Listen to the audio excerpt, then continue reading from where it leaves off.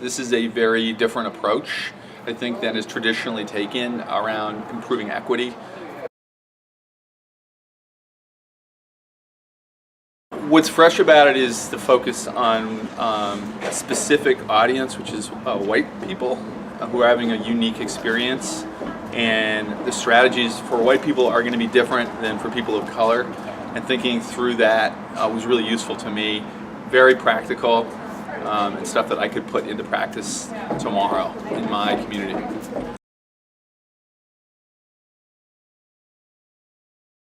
This is something anybody can do. It doesn't mean that I need to be 100% committed or sure of what I'm doing. I can do things tomorrow that will help build bridges and help improve conditions in society in really small but easy ways.